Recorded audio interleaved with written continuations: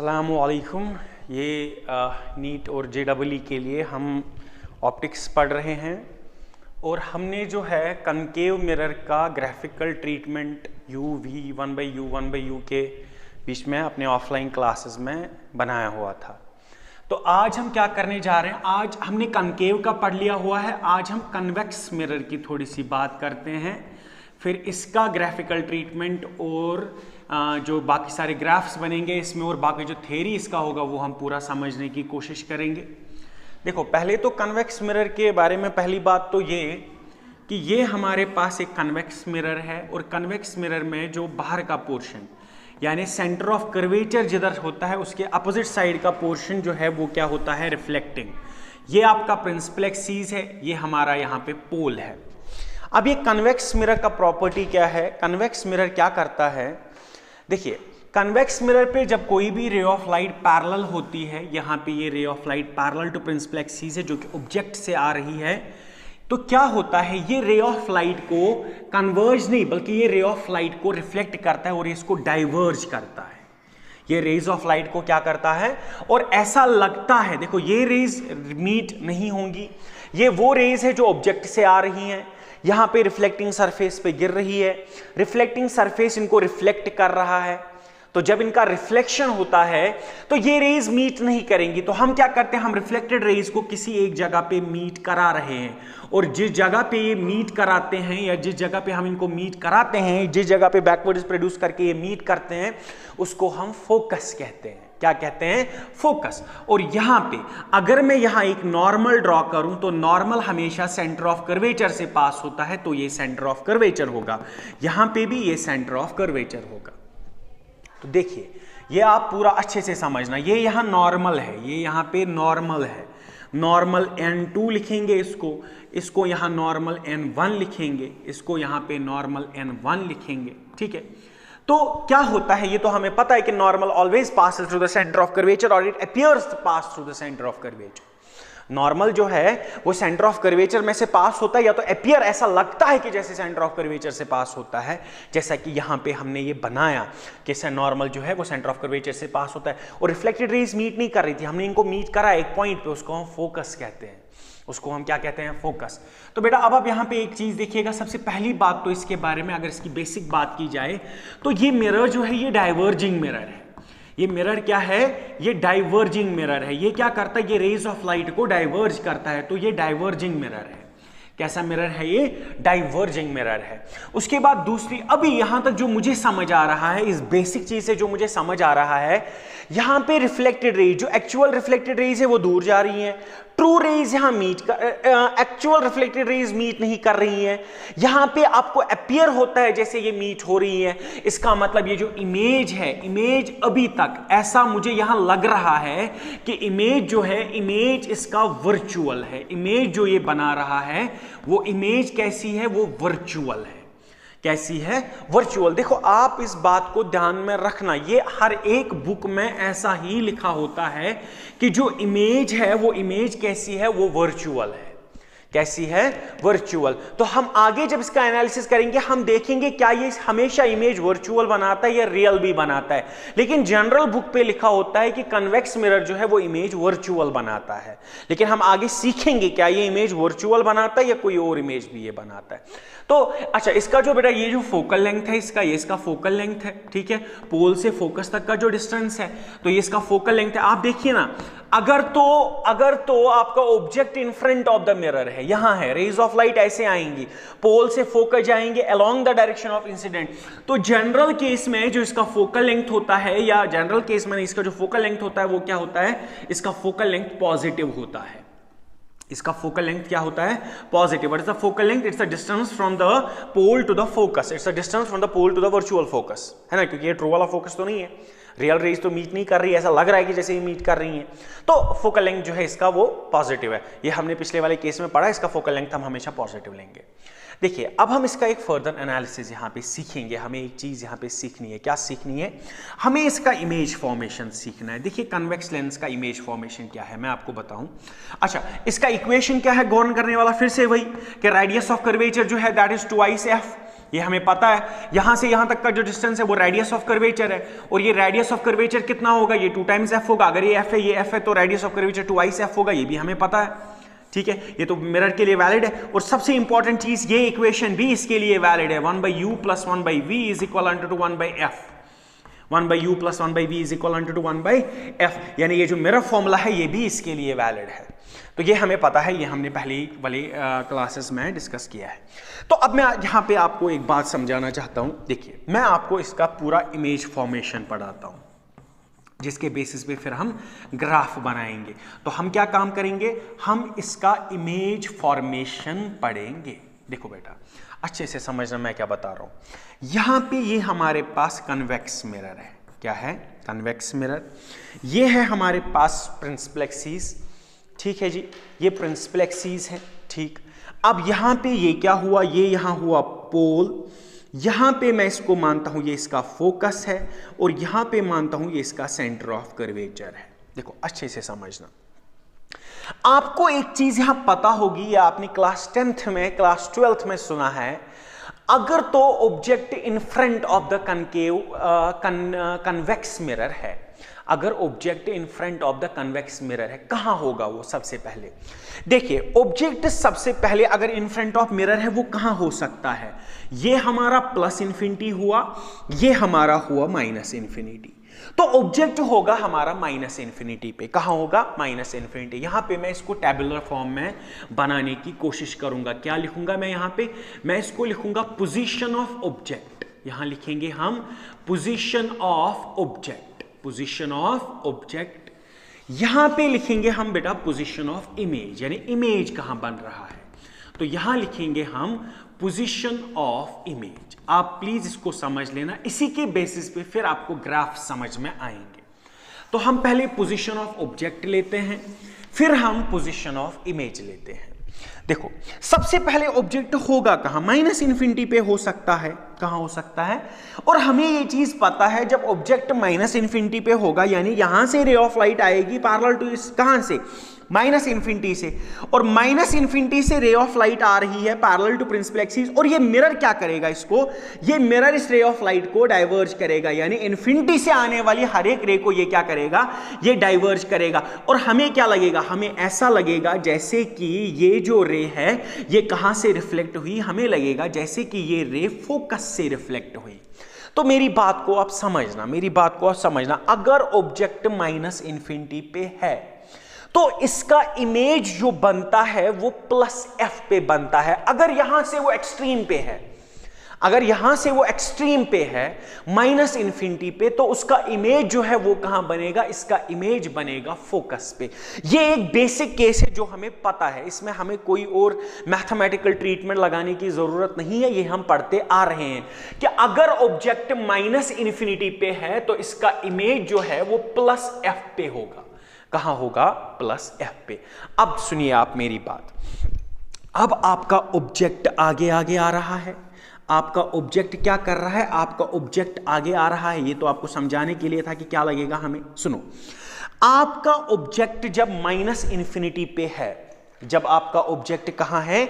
Minus infinity पे, तो अगर ऑब्जेक्ट माइनस इन्फिनिटी पे है तो बेटा इसका जो इमेज है वो कहां बनता है? फोकस पे। फिर क्या होता है? ऑब्जेक्ट अप्रोच कर रहा है किसको? ऑब्जेक्ट अप्रोच कर रहा है पोल को, यानी ऑब्जेक्ट एक्स आ रहा है और ये माइनस इन्फिनिटी से आ रहा है और ये पोल को अप्रोच कर रहा है। और बेटा उस टाइम पे क्या होता है? उस टाइम पे ये होता है कि जो इसका इमेज है, जब ऑब्जेक्ट यहां से चलना शुरू करता है, इसका इमेज फोकस से चलना शुरू करता है। और इमेज कहां पहुंचता है इसका? जब ऑब्जेक्ट माइनस इन्फिनिटी से पोल पहुंचता है तो इसका इमेज कहां पहुंचता है? वो फोकस से पोल पे पहुंचता है, और पोल पे आके ये दोनों मिल जाते हैं, पोल पे आके ये दोनों मिल जाते हैं। तो मैं आपको ऐसा बताऊं, ऑब्जेक्ट माइनस इन्फिनिटी पे है तो इमेज इसका फोकस पे है। जो ही ऑब्जेक्ट माइनस इन्फिनिटी से चलना शुरू कर देता है, इसका इमेज फोकस से पोल की तरफ शुरू कर देता है, और पोल पे ये दोनों मिल जाते हैं, पोल पे ये दोनों मिलते हैं। तो क्या हुआ पहले केस में? When object is in front of the mirror minus infinity to pole, its image moves from focus to pole. Its image moves from focus to pole. इसका इमेज जो है वो कहां से कहां जा रहा है, इसका इमेज फोकस से पोल पे जा रहा है, इसका इमेज फोकस से पोल पे जा रहा है, और ये दोनों कहां मिलते हैं, पोल पे जाके ये मिल जाते हैं। ठीक है, पहले केस में ऐसा होता है। तो आप समझो, आपका ऑब्जेक्ट ट्रेवल कर रहा है इन्फिनिटी से, आप समझो मेरी बात को, आपका ऑब्जेक्ट इन्फिनिटी से ट्रेवल कर रहा है, आपका इमेज फोकस से पोल के बीच में ट्रेवल कर रहा है। जब ऑब्जेक्ट माइनस इन्फिनिटी से पोल पे आ रहा है और आपका इमेज फोकस से पोल पे जा रहा है, आप मेरी बात को समझो कि आपका ऑब्जेक्ट कितनी दूरी करके आ रहा है और आपका इमेज कितना ही दूर है। आप सोचो, अगर ऑब्जेक्ट माइनस इंफिनिटी पे है, इमेज फोकस पे है, अगर ऑब्जेक्ट यहां पे है, यहां पे, इमेज यहां पे होगा, इमेज यहां पे होगा, ये डिस्टेंसेस कभी बराबर नहीं होंगी, ये डिस्टेंसेस बराबर नहीं होंगी। आप इसको कंसेप्चुअली मेरी बात को समझिए। अगर ऑब्जेक्ट माइनस इंफिनिटी पे है, उसका इमेज फोकस पे है, अगर ऑब्जेक्ट माइनस इंफिनिटी से आ रहा है, इसका इमेज फोकस से पोल तक जा रहा है, और फोकल लेंथ होता ही कितना है मिरर का। लेकिन आपका ऑब्जेक्ट अगर इंफिनिटी पे है, इमेज आपका तब भी फोकस पे बनेगा।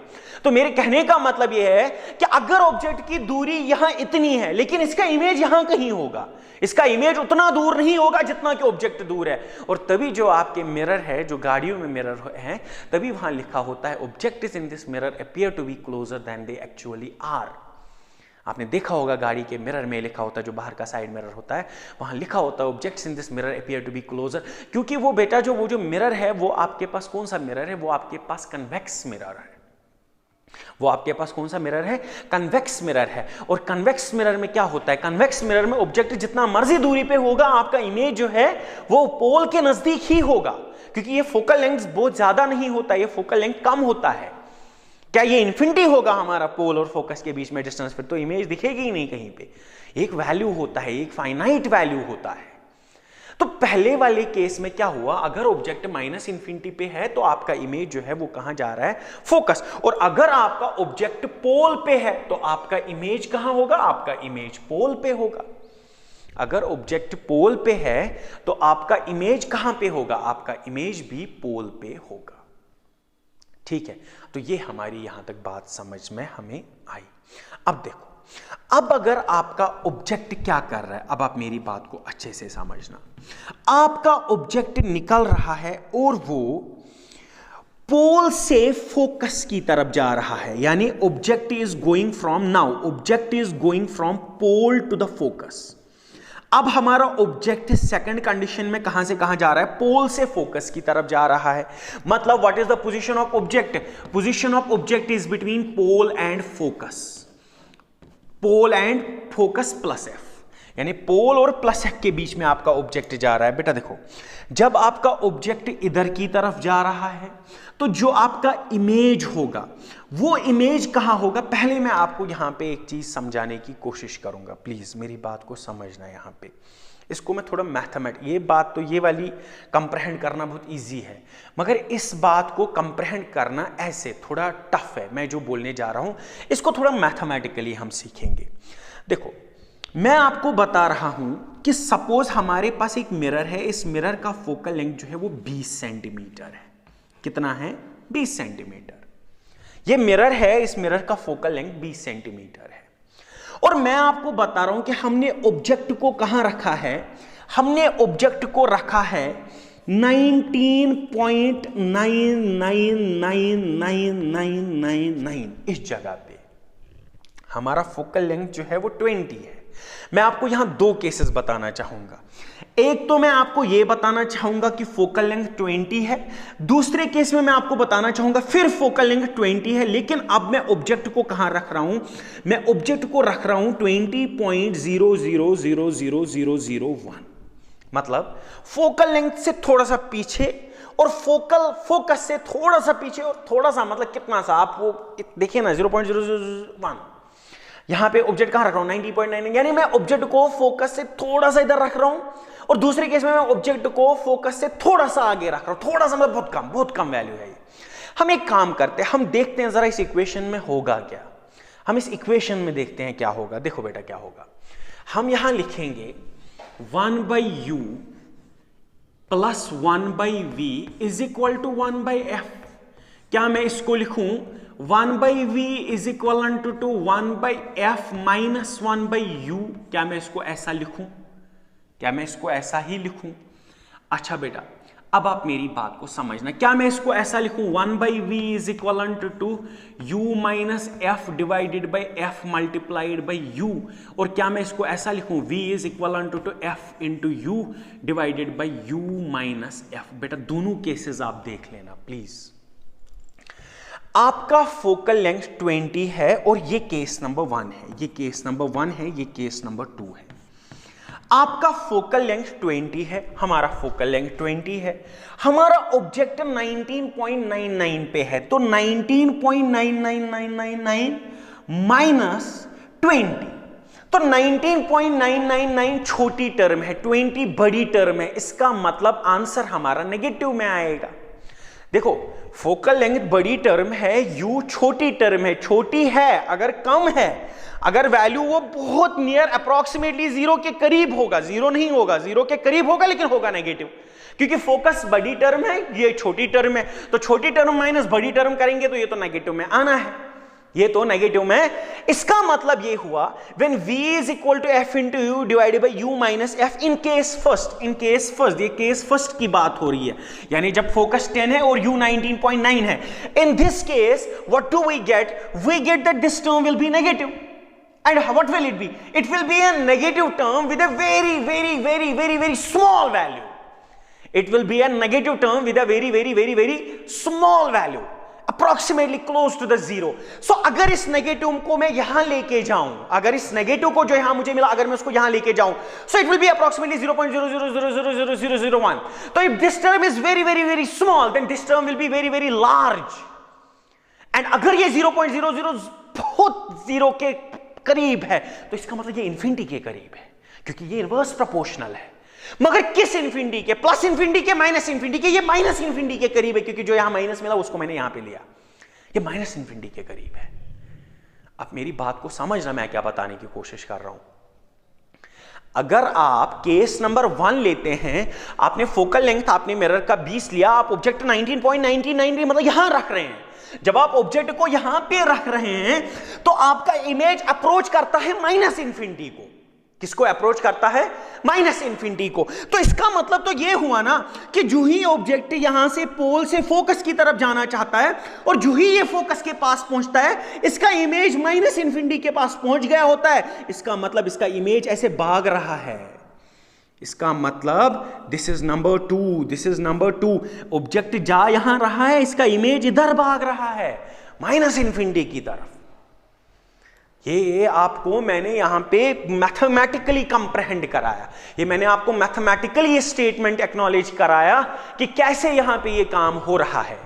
देखो u minus f is a bigger term, u is a smaller term minus bigger term, it's a term negative, it will be very close to zero. This negative will get over here, when this term is very close to zero it will become minus infinity, it will become minus infinity. So इसका मतलब जब ये focus को approach करता है, यहां से पोल से फोकस को अप्रोच करता है, इसका इमेज पोल से माइनस इन्फिनिटी की तरफ भागता है। इसका मतलब when object is between pole and focus, its image goes from pole to minus infinity, its image goes from pole to minus infinity. तो आप देखिए please, this is case number 1, this is object is in front of the mirror, so it's a real object, it is a real object. तो यहां पे मैं एक और चीज आपको, यहां ऑब्जेक्ट और इमेज के बारे में अगर यहां बात कराई जाए, यहां ऑब्जेक्ट और इमेज के बारे में कुछ और चीजें अगर लिखे तो आप इसको देखिए। ऑब्जेक्ट एंड इमेज के बारे में अगर आप इसको लिखना चाहें तो साथ में आप इसको याद रख सकते हैं। देखिए माइनस इन्फिनिटी केस नंबर 1, ये केस, ये दोनों जो है रे नंबर 1 है, ये दोनों रे 1 है। तो रे 1 के केसेस में आप देखिए object in front of the mirror, इसका मतलब ऑब्जेक्ट रियल है। इन दोनों केसेस में हमारा जो ऑब्जेक्ट है, इन दोनों केसेस में हमारा ऑब्जेक्ट रियल है। इन दोनों केसेस में हमारा ऑब्जेक्ट कैसा है? इन दोनों केसेस में हमारा ऑब्जेक्ट रियल है, it's in front of the mirror, u is negative. So अगर ऑब्जेक्ट रियल है, इस वाली केस का इमेज यहां से यहां है, images in front of the non refracting surface का मतलब इमेज जो है वो वर्चुअल है। तो यहां पे ऑब्जेक्ट रियल है लेकिन वर्चुअल इमेज है। लेकिन इमेज कैसा है? इमेज हमारा वर्चुअल है, and image is virtual and it is closer to the mirror, चलो जी वो हम बाद में देखते हैं। केस नंबर 2 में आप देखिए, केस नंबर 2 में ऑब्जेक्ट आपका वर्चुअल है क्योंकि ये मिरर के पीछे है।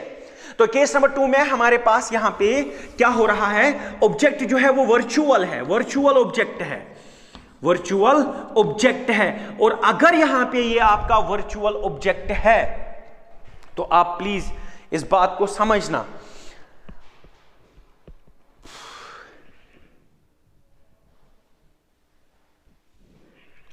अच्छा जी, तो ये हमारे पास नंबर 2 है। नंबर 2 में क्या है हमारे पास? ये हमारे पास ऑब्जेक्ट है। ऑब्जेक्ट का नेचर कैसा है? ऑब्जेक्ट वर्चुअल है। ऑब्जेक्ट वर्चुअल है, लेकिन आप देखिए इमेज कैसा है? इमेज इधर है, तो कहां की तरफ? आप पोल से इधर की तरफ जा रहे हैं, ये इंसिडेंस है, आप इंसिडेंस के अपोजिट जा रहे हैं। इसका मतलब आपका ऑब्जेक्ट तो वर्चुअल है, लेकिन आपका इमेज जो है वो रियल इमेज है। आपका इमेज कैसा है? आपका इमेज रियल इमेज है। If the image is formed in front of the reflecting surface and the image is real, तो देखिए आप, मैंने यहां लिखा इमेज इज वर्चुअल, लेकिन जरूरी नहीं है, ये आपका रियल इमेज भी बनाता है। और यही तो सबसे इंपॉर्टेंट चीज है इसमें, कि बुक्स में, जनरल जो बुक्स में लिखा होता है, वहां लिखा होता है कि कन्वेक्स मिरर जो है ये सिर्फ वर्चुअल इमेज बनाता है। नहीं, कन्वेक्स मिरर जो है ये रियल इमेज भी बनाता है। किसका? वर्चुअल ऑब्जेक्ट का। और हमने वो केस यहां पे देख लिया। अच्छा जी बेटा, अब आप सुनिए मेरी बात। अब जब ऑब्जेक्ट को हमने फोकस से थोड़ा इधर लिया, मतलब केस नंबर 2, यहां पे हमने देखा इमेज बना -इन्फिनिटी पे, इमेज बना -इन्फिनिटी पे। चलो जी यहां देख लेते हैं। अब फोकस जो है वो 20 है, अब फोकस 20 है, लेकिन u 20.00001 है, यानी अब मैं फोकस से थोड़ा इधर जा रहा हूं। अब मैं फोकस प्लस f से थोड़ा आगे की तरफ जा रहा हूं, तो आप देखिए ये बड़ी टर्म है, ये छोटी टर्म है, ये टर्म जो होगी, ये टर्म पॉजिटिव होगी तो छोटी 20.0000001 - 20, ये टर्म 0.0000001 होगी, लेकिन होगी positive. Now if this term is very very small, this term will be very very large. So it will be very very large, but what? It will be v equal under to plus infinity. It will be v equal under to plus infinity. So क्या हो रहा है? जो ही ये यहां से इधर की तरफ जाना चाहता है, लेकिन उसी टाइम पे इसका इमेज, जो ही इसने इधर की तरफ क्रॉस किया, 20 से आगे क्रॉस किया, इसका इमेज बना प्लस इन्फिनिटी पे। कहां पे? और जो ही ये सेंटर ऑफ कर्वेचर के पास पहुंच जाता है, इसका इमेज -इन्फिनिटी से आता है, और वो सेंटर ऑफ कर्वेचर के पास ये दोनों मिल जाती हैं, और सेंटर ऑफ कर्वेचर पे इनका साइज जो है वो क्या होता है? यहां पे इसको मैं बनाऊंगा थोड़ा नीचे। सेंटर ऑफ कर्वेचर पे इसका साइज क्या हो जाता है? सेम। ये है आपका क्या? ये है आपका प्लस इन्फिनिटी। ये रे यहां से यहां आ रही है, इसका इमेज यहां से यहां जा रहा है, और सेंटर ऑफ कर्वेचर पे इनका साइज जो है वो सेम होता है। सेंटर ऑफ कर्वेचर पे इनका साइज जो है वो क्या होता है? सेम। सो क्या हुआ यहां पे? फिर से मैं बता रहा हूं, जो ही इसने यहां की तरफ 20.0001 की तरफ क्रॉस करना चाहा, जो ही इसने 20 को थोड़ा सा क्रॉस किया, उसी टाइम पे हमने देखा कि एक्चुअल में तो इसका इमेज प्लस इन्फिनिटी पे बन रहा है। 20.000001 पे इसका इमेज जो है वो कहां बन रहा है? -इन्फिनिटी पे बन रहा है, प्लस इन्फिनिटी पे बन रहा है। तो जो ही ये सेंटर ऑफ कर्वेचर के पास आता है, इसका इमेज वापस सेंटर ऑफ कर्वेचर के पास आता है, और ये दोनों यहां पे मिलते हैं, और इनका साइज जो है वो सेम होता है। और हमें पता है सेंटर ऑफ कर्वेचर पे साइज दोनों का सेम होता है। इसका मतलब है object is going from plus f two plus c। When object is going from plus f to plus c, its image recedes from plus infinity to plus c, and it is at plus c where the size becomes same. और plus c पे size कैसा होता है? Same. What is the nature of the object? Nature of the object is, again, it's a virtual object. What's the nature of the image? It is in front of the non-reflecting side, so it's a virtual image. So इसका मतलब ये है virtual object, virtual image. ये वाला case है आपका virtual object, और ये वाला केस है आपका virtual image. This is virtual object, virtual image. ठीक है जी, चलो जी अब देख लेते हैं हम लास्ट वाला केस। देखो बेटा, अब आपका क्या हो रहा है? अब हमारे पास क्या हो रहा है? अब लास्ट वाली कंडीशन में अब कहां जाएगा ये? अब कहां जाएगा ये? अब हमारा ऑब्जेक्ट जो है वो जाएगा सेंटर ऑफ कर्वेचर से प्लस इन्फिनिटी की तरफ। वो जाएगा कहां से? सेंटर ऑफ कर्वेचर से प्लस इन्फिनिटी की तरफ। अब बचेगा क्या? जो ही ये प्लस इन्फिनिटी पे आएगा, इसका इमेज वापस फोकस पे आएगा। -इन्फिनिटी पे फोकस पे, प्लस इन्फिनिटी पे फोकस पे।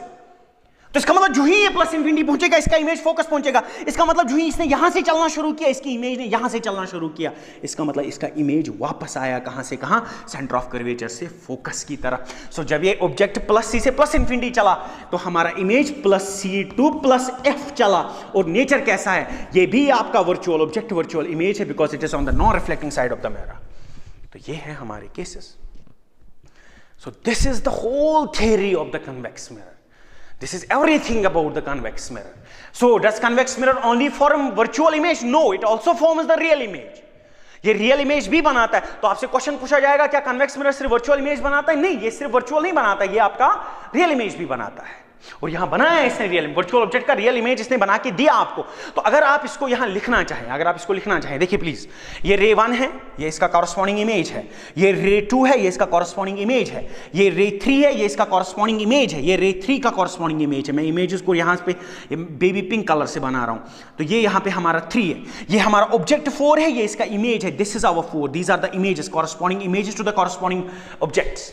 मैं आपको बता रहा हूं what is the when the object is going from minus infinity to pole, what is the nature of the image. आप बोलेंगे sir nature of the image is erect. देखो यहां पे है ना, ये इरेक्ट है, ये इरेक्ट है, डिमिनिश्ड है, एक चीज है इम्पैक्ट करिए, ये जो इमेज है, ये साइज देखो, साइज छोटा है, साइज छोटा है, यहां पे 0 हो रहा है, तो इसका मतलब ये जो इमेज है, ये इमेज यहां डिमिनिश्ड है और ये इमेज इरेक्ट है। तो अगर मैं यहां इसको लिखूं साथ में, मैं इसको यहां लिखूंगा this image is an erect image, it's an erect image smaller in size, it's an erect image smaller in size. तो आपने जब शीशे में देखते हैं, जो आपके पास शीशा होता है इस गाड़ी में लगा के, जहां लिखा होता है objects in this mirror appear to be closer, वो इमेज आपका इरेक्ट बना के देता है, वो इमेज आपका कैसा बना के देता है, इरेक्ट बना के देता है। लेकिन इमेज कैसा होता है, वो वर्चुअल इमेज होता है। कैसा इमेज होता है, वो वर्चुअल इमेज होता है। यही हमारा केस है, ये जो मतलब जो गाड़ी में होता है वो यही वाला केस है। उसके बाद केस नंबर 2 ये है, केस नंबर 2 ये है, आप देखिए यहां पे इमेज का साइज बढ़ रहा है, यहां पे इमेज का साइज बढ़ रहा है, तो आप इसको लिख सकते हैं it's an enlarged erect image. ये भी इरेक्ट है, ये भी इरेक्ट है, तो it's an enlarged erect image, it's an enlarged. तो यहां पे कैसा इमेज है, यहां पे डिमिनिश्ड है। इस वाले केस का इमेज कैसा है, इस वाले केस का इमेज जो है वो एनलार्ज्ड है। तीसरे वाले केस का देखते हैं, तीसरे वाले केस में आप ऑब्जेक्ट देखिए और आप देखिए साइज कम हो रहा है, साइज कम हो रहा है, यहां पे साइज सेम हो रहा है।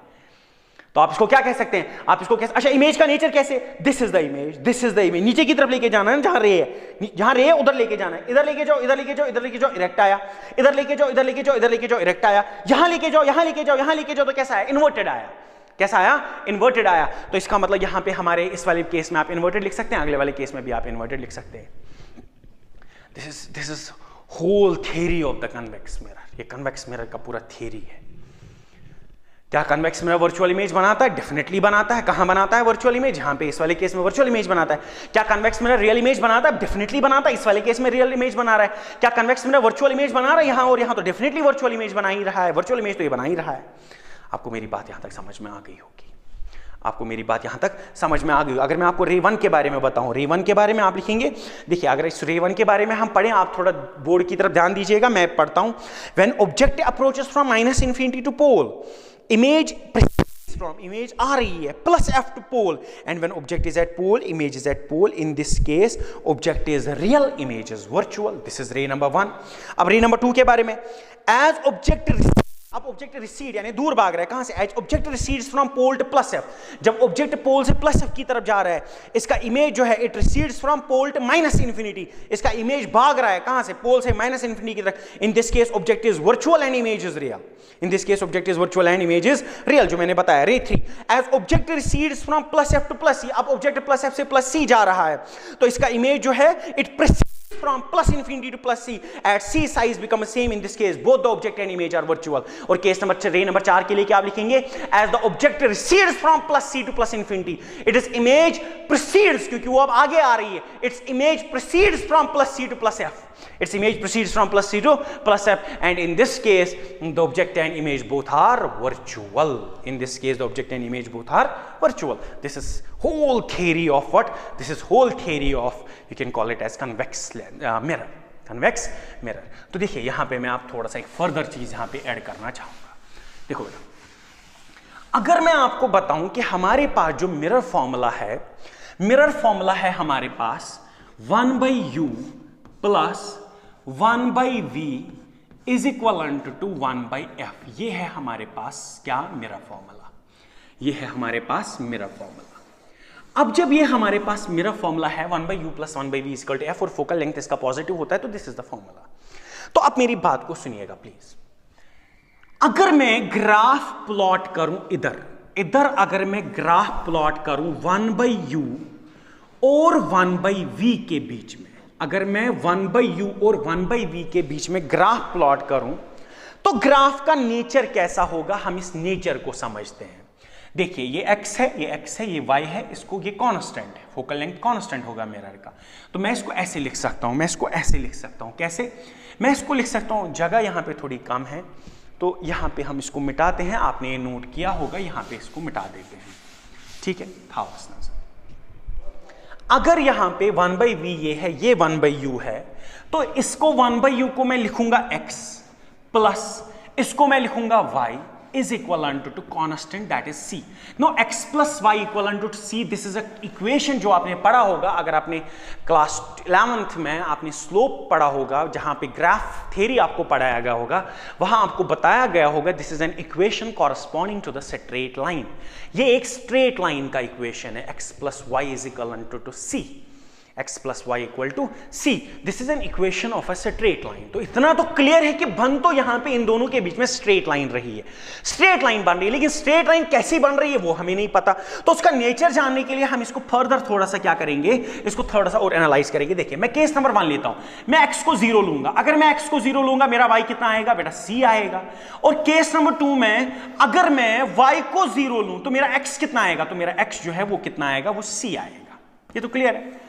इस केस में अगर मैं x को 0 लूं, देखिए ये x है, मैं x को 0 ले रहा हूं, मैं यानी मैं इस वाली एक्सिस को मैं कंसीडर ही नहीं कर रहा है। उस टाइम पे मेरा y पॉजिटिव c आ रहा है, इसका मतलब मेरा y इस टाइम पे जब ये 0 है तो मुझे ये वैल्यू मिल रहा है। अगले केस में जब मैं y को 0 ले रहा हूं, अब x पे कोई वैल्यू मिलेगा, x मुझे c मिल रहा है और x मुझे c मिल रहा है, ये दोनों वैल्यू इक्विडिस्टेंट होंगे क्योंकि c है। तो आप यहां पे ये लाइन ड्रॉ करेंगे, आप यहां पे ये लाइन ड्रॉ करेंगे। So this is the graph between 1/u and 1/v। 1/u और 1/v के बीच में ये आपका ग्राफ है, जहां पे ये आपके इंटरसेप्ट्स हैं, जहां पे ये आपके इंटरसेप्ट्स हैं। तो 1/u और 1/v के बीच में ग्राफ ऐसा है। अब देखेंगे क्या ये सारी चीजें वहां पे वैलिड हो रही है यहां पे।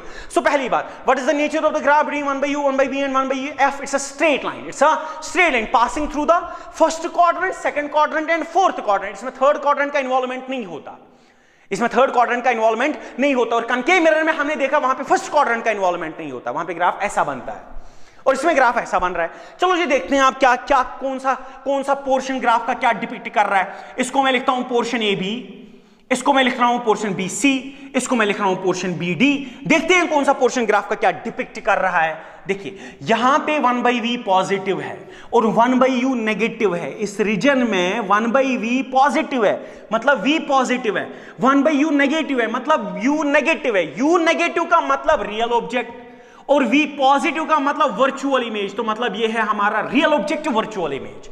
ये reason real object virtual image. Real object क्यों? क्योंकि u negative means real object, v positive means virtual image, v positive means virtual image. चलो जी बेटा यहां देख लेते हैं इस वाले केस में u आपका पॉजिटिव है, u पॉजिटिव है तो वर्चुअल ऑब्जेक्ट, और v भी पॉजिटिव है, इसका मतलब ये वर्चुअल ऑब्जेक्ट वर्चुअल इमेज का रीजन है।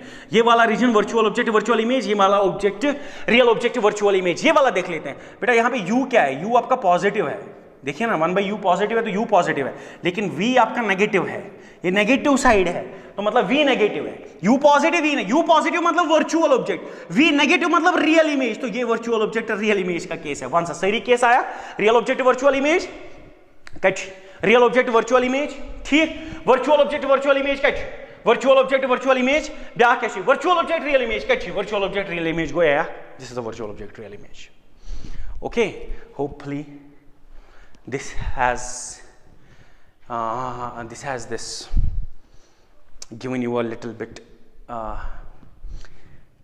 of insight into the convex mirror and how the theory of convex mirror has to be studied. This is the way how the theory of convex mirror should be studied. इस form में आपको convex mirror का theory study करना है, इस form में आपको convex mirror का theory study करना है, ठीक है। तो हम एक काम करते हैं, देखिए ये तो था किसके बीच का ग्राफ, ये था graph between 1/u and 1/v। 1/u और 1/v के बीच में ग्राफ ऐसा बना स्ट्रेट लाइन। लेकिन अगर मैं आपको बताऊं कि मुझे u और v के बीच में ग्राफ प्लॉट करके दीजिए, किस किस के बीच में, u और v के बीच में मुझे ग्राफ प्लॉट करके दीजिए, तो वो ग्राफ का नेचर समझना पढ़ना बहुत ही थोड़ा सा टिपिकल है, वो थोड़ा सा टिपिकल है। उस चीज को पढ़ना, उस चीज को अगर u और v के बीच में डायरेक्टली हम ग्राफ को पढ़े, u और v के बीच में ग्राफ का नेचर कैसा बनता है, तो उस चीज को अगर हम पढ़ना चाहें उसको भी हम ऑब्वियसली पढ़ सकते हैं, कोई बड़ी बात नहीं है, लेकिन आपको ध्यान पूरा रखना पड़ेगा। तो यहां पे मैं इसको आपने नोट कर लिया होगा, मैं इसको मिटाता हूं। तो अब हम पढ़ेंगे what is the nature of the graph for u and v, for u and what is the nature of the graph between u and v। u and v के बीच में नेचर ऑफ द ग्राफ कैसा है, किसके लिए, convex mirror के लिए, किसके लिए, कन्वेक्स मिरर के लिए। देखो बहुत इजी है, ठीक है, थोड़ा सा टिपिकल तो ये है लेकिन बहुत इजी है। तो हम क्या काम करेंगे, यहां पे मैं u को ले रहा हूं, यहां पे मैं v को ले रहा हूं। देखो u और v के बीच में डायरेक्टली कोई भी रिलेशनशिप नहीं है, u और v के बीच में डायरेक्टली कोई भी रिलेशनशिप नहीं है।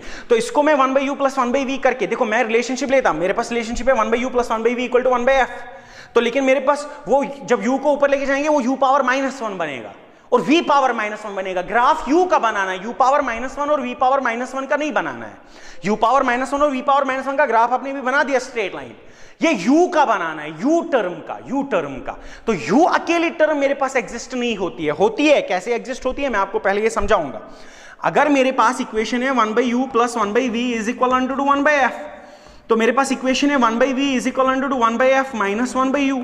तो मेरे पास v जो आएगा it will be u minus f divided by f times u, ये बनेगा f into u divided by f minus u divided by u minus f। ये v है, ये v है, इस इक्वेशन का ग्राफ प्लॉट करना है, fu divided by u minus f, और v u आएगा fv divided by v minus f, उस इक्वेशन का ग्राफ प्लॉट करना है। तो इसका मतलब ये ग्राफ जो है ये ऐसे बनने वाला नहीं है, क्योंकि इक्वेशन है fu divided by u minus f। तो इसको कैसे हम सीखेंगे, देखिए आप मुझे बताइए पहले, अगर ऑब्जेक्ट था -इन्फिनिटी पे, कहां था, -इन्फिनिटी पे, इसका इमेज कहां था, +f।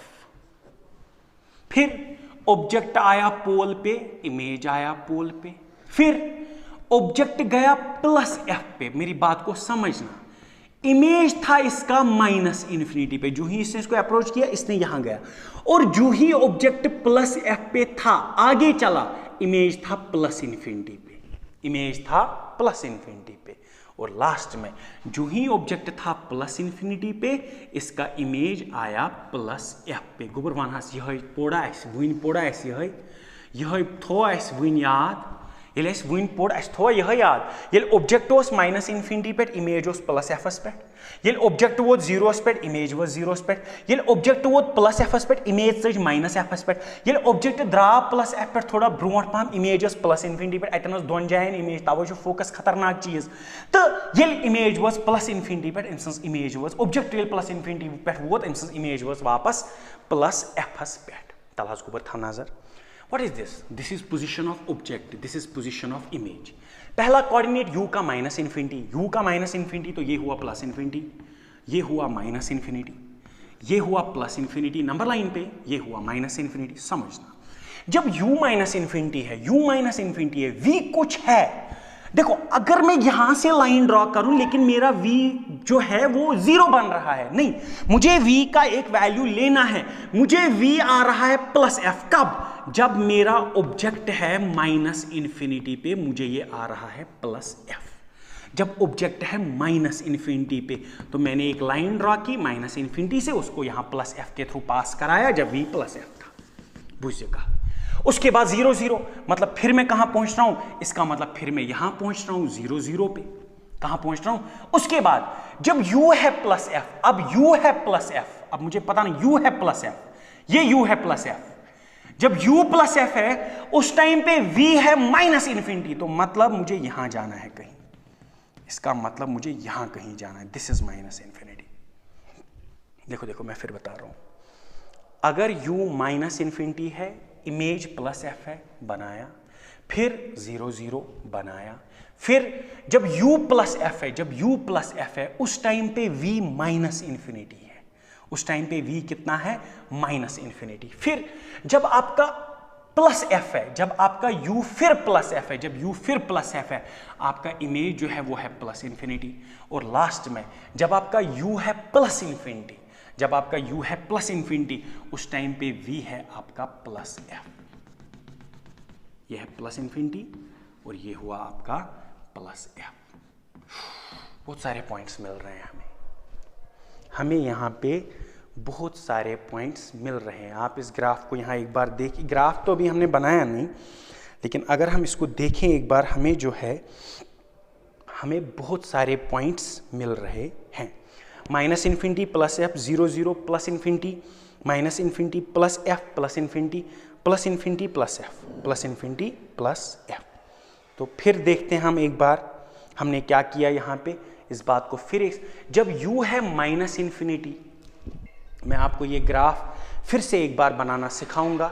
इस ग्राफ को हम एक बार फिर बनाएंगे, आप इसको फिर से थोड़ा ध्यान रखना, फिर से इसमें नज़र रखना आप ये ग्राफ कैसे फिर बना, और फिर हम इन पॉइंट्स को क्या करेंगे। बस 5-10 मिनट लगन बे थावास ना बोस हस्का बे बुझे का कर सारी पॉइंट u छु माइनस इन्फिनिटी को u छु माइनस इन्फिनिटी, v छु प्लस f, v छु प्लस f, ये गो प्लस f अस बनोमुत पॉइंट इतन ये सो गोडन्यू पॉइंट मिलो में ये कि ये छु मगर गसन पास माइनस इन्फिनिटी की, गो ये पास माइनस इन्फिनिटी की, ये गोस येतन प्लस f, ये गोस माइनस इन्फिनिटी, गो मिलो में गोडनिच line minus infinity plus f, अम पत गो 0 0 0 0 येल बे बना सु बना बे येतन गो अख गो ये, यानी मे छु येत पेट गसुन अछु वसन को 0 0 कुन वोथुस बे 0 0 कुन बुछुस पकन बह पोकुस यम थ्रू नजर थस बह पोकुस कि यम लाइन माइनस इन्फिनिटी पे आउस बह, मगर युथे बह फोकस अप्रोच कर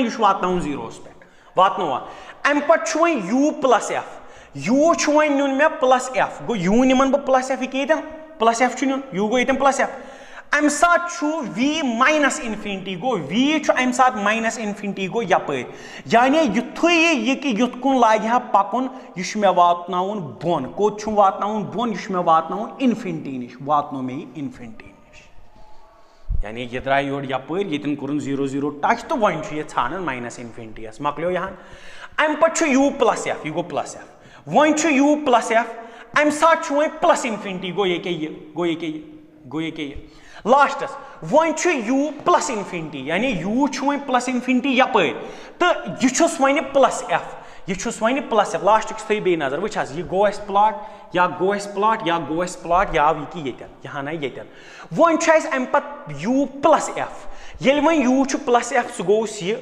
तो अम साथ v प्लस इन्फिनिटी सह गोस ये गो मिले ये तो ये अम पे u प्लस इन्फिनिटी, यानी वन u प्लस इन्फिनिटी, इमेज अम साथ क्या, अम साथ इमेज वन प्लस एफ, अम साथ इमेज वन प्लस एफ, गो अमुक मतलब क्या गो बोज हस कत, अमुक मतलब गो ये ऑब्जेक्ट कत, ये ऑब्जेक्ट प्लस एफस पे, ये ऑब्जेक्ट प्लस एफस पे, इमेज चलान प्लस इन्फिनिटी कुन, ये ऑब्जेक्ट प्लस इन्फिनिटी पे, ये ऑब्जेक्ट प्लस इन्फिनिटी पे, अम सज इमेज चलान कोत, अम सज इमेज चलान फोकस कुन, अम सज इमेज चलान कोत, अम सज इमेज चलान फोकस कुन, कत बुझ गोबर बे यह गो प्लस एफ, यह गोस योर प्लस एफ, सो अमुक मतलब क्या गो बह बना ये ग्राफ थावास नजर।